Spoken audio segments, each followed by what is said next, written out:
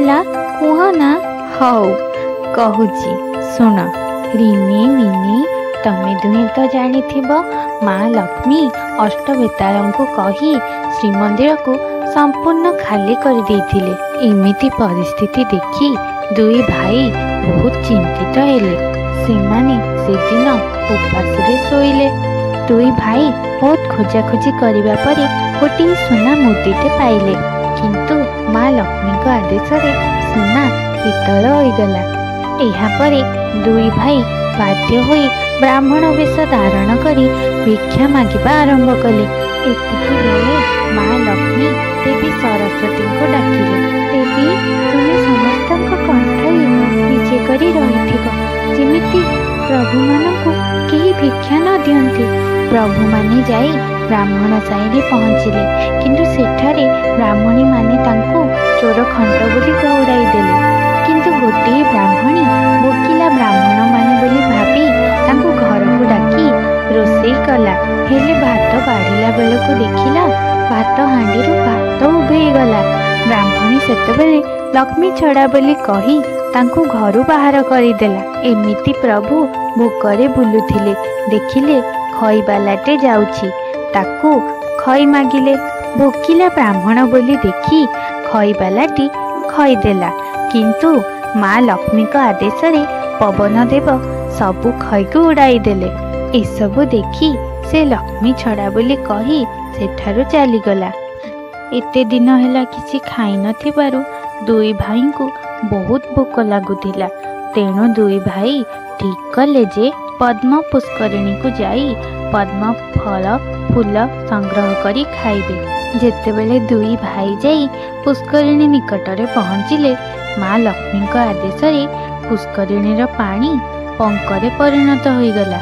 ତେଣୁ ଦୁହେଁ ସେଠୁ ନିରାଶ ହୋଇ ଫେରିଲେ। ସେମାନେ ବାଟରେ ଯାଉ ଯାଉ ଜଣେ ବ୍ରାହ୍ମଣକୁ ଦେଖିଲେ।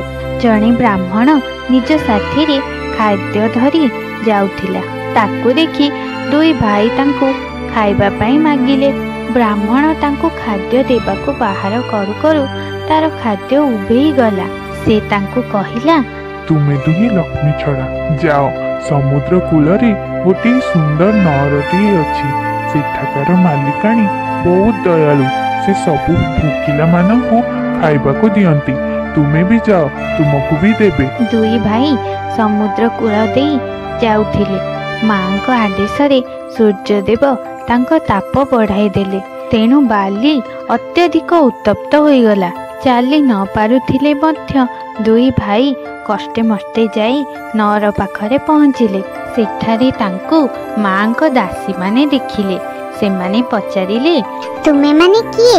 ଆମେ ଭୋକିଲା ବ୍ରାହ୍ମଣ, ଆମକୁ ଭୋଜନ ଦେଇପାରିବ? ଏହାପରେ ଦାସୀମାନେ ମାଙ୍କ ଆଦେଶରେ ତାଙ୍କୁ ପଚାରିଲେ, ଆମ ମାଲିକାଣୀ ପଚାରୁଛନ୍ତି, ତୁମେ ଚଣ୍ଡାଳୁଣୀ ହାତରୁ କ'ଣ ଖାଦ୍ୟ ଗ୍ରହଣ କରିପାରିବ? ଏତିକି ଶୁଣି ପ୍ରଭୁ ବଳଭଦ୍ର କହିଲେ, ଆମକୁ ନୂଆ ହାଣ୍ଡି, ନୂଆ ଚୁଲି, ରୋଷେଇ ସାମଗ୍ରୀ ସବୁ ଦେଇଦିଅ, ଆମେ ନିଜେ ରାନ୍ଧି ଖାଇବୁ। ତାଙ୍କ କଥା ଅନୁସାରେ ତାଙ୍କୁ ସମସ୍ତ ସାମଗ୍ରୀ ଦିଆଗଲା। ଏହାପରେ ଦୁଇ ଭାଇ ମିଶି ଚୁଲି ଲଗେଇ ରାନ୍ଧିବାକୁ ବସିଲେ। ଏପଟେ ମା ଲକ୍ଷ୍ମୀ ଭାବିଲେ ଯେ ଦୁଇ ପ୍ରଭୁ ଯଦି ନିଜ ହାତରେ ରାନ୍ଧି ଖାଇବେ, ତାହେଲେ କଳିଯୁଗରେ ନାରୀମାନଙ୍କୁ ପୁରୁଷମାନେ ଆଉ ଲୋଡ଼ିବେ ନାହିଁ। ମା ଲକ୍ଷ୍ମୀ ଅଗ୍ନିଦେବଙ୍କୁ ସ୍ମରଣ କଲେ।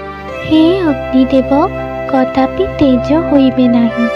ଯେତେ କାଠ ଜଳୁଥିବ ଭସ୍ମ ହୋଇଯିବ।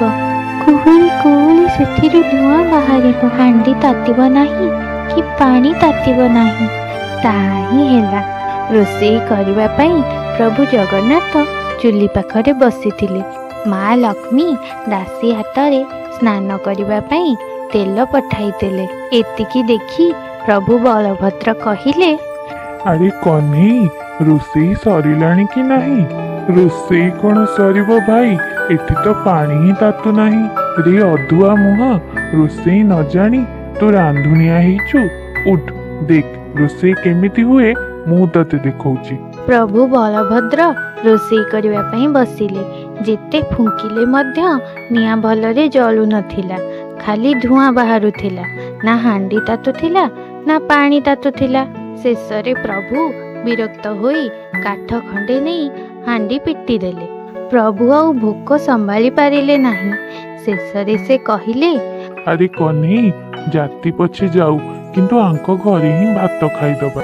ଏଇ କଥାଟି ମା ଲକ୍ଷ୍ମୀଙ୍କ କାନରେ ପଡ଼ିଲା। ଶେଷରେ ଦୀନବନ୍ଧୁ ଦୁହେଁ ମୋ ହାତରୁ ଖାଇବେ ନା, ସେମାନେ ବହୁତ କଷ୍ଟ ପାଇଲେଣି, ମୁଁ ନିଜେ ତାଙ୍କ ପାଇଁ ରୋଷେଇ କରିବି। ମା ଲକ୍ଷ୍ମୀ ସୁନା ଚଟୁଟିଏ ହାତରେ ଧରି ପାକଶାଳାକୁ ବିଜେ କଲେ। ଯେମିତି ପ୍ରଭୁମାନଙ୍କୁ ପସନ୍ଦ, ମା ସେହିପରି ଭିନ୍ନ ଭିନ୍ନ ପ୍ରକାରର ସୁସ୍ୱାଦୁ ବ୍ୟଞ୍ଜନ ରୋଷେଇ କଲେ। ପ୍ରଭୁମାନଙ୍କ ବସିବା ସ୍ଥାନକୁ ମା ନିଜେ ସୁସଜ୍ଜିତ କଲେ। ପ୍ରଭୁମାନେ ସ୍ନାନ ସାରି ଆସିବା ପରେ ମା ଖାଇବା ବାଢ଼ିବା ଆରମ୍ଭ କଲେ। ମା ଲକ୍ଷ୍ମୀ ଭିତରେ ଥାଇ ଖାଇବା ଥାଳି ବଢ଼ାଇ ଦେଲେ, ଆଉ ଦାସୀ ନେଇ ପ୍ରଭୁମାନଙ୍କ ଆଗରେ ବାଢ଼ିଲା। ପ୍ରଥମ ଥାଳିର ଅନ୍ନ ଦାସୀ ବଡ଼ ଭାଇ ହୋଇଥିବାରୁ ପ୍ରଭୁ ବଳଭଦ୍ରଙ୍କୁ ଦେଇଗଲା। ଆଉ ଗୋଟିଏ ଥାଳିରେ ଖାଇବା ଆଣିବା ବେଳକୁ ପ୍ରଭୁ ବଳଭଦ୍ର ତାକୁ 4 ଗ୍ରାସରେ ଖାଇଦେଲେ। ମା ଲକ୍ଷ୍ମୀ ଏମିତି ପ୍ରଭୁମାନଙ୍କର ପସନ୍ଦର ଖାଦ୍ୟ ତାଙ୍କୁ ଖୁଆଇଲେ। ଶେଷରେ ପୋଡ଼ପିଠା ମଧ୍ୟ ଦେଲେ। ଖାଇସାରିବା ପରେ ପ୍ରଭୁ ବଳଭଦ୍ର ଯେତେବେଳେ ନିଜର ଭୁଲ ବୁଝିପାରିଲେ, ସେ ପ୍ରଭୁ ଜଗନ୍ନାଥଙ୍କୁ ମା ଲକ୍ଷ୍ମୀଙ୍କୁ ଘରକୁ ଫେରାଇ ଆଣିବା ପାଇଁ ଆଦେଶ ଦେଲେ। ପ୍ରଭୁ ଜଗନ୍ନାଥ ଯେତେବେଳେ ଭିତରକୁ ଗଲେ, ମା ଲକ୍ଷ୍ମୀ ତାଙ୍କର ପାଦ ପୂଜା କଲେ। ଶ୍ରୀମନ୍ଦିରକୁ ଫେରିଯିବା ପାଇଁ ପ୍ରଭୁ କହିବାରୁ ମା ସର୍ତ୍ତ ରଖିଲେ ଯେ ଯଦି ଶ୍ରୀମନ୍ଦିରରେ ସମସ୍ତ ଜାତି ପ୍ରଥା ଭେଦଭାବ ଦୂର ହେବ, ତାହେଲେ ଯାଇ ସେ ଶ୍ରୀମନ୍ଦିରକୁ ଫେରିବେ। ପ୍ରଭୁ ତାଙ୍କ କଥାକୁ ମାନି ନେବାରୁ ଶେଷରେ ସମସ୍ତେ ଖୁସିରେ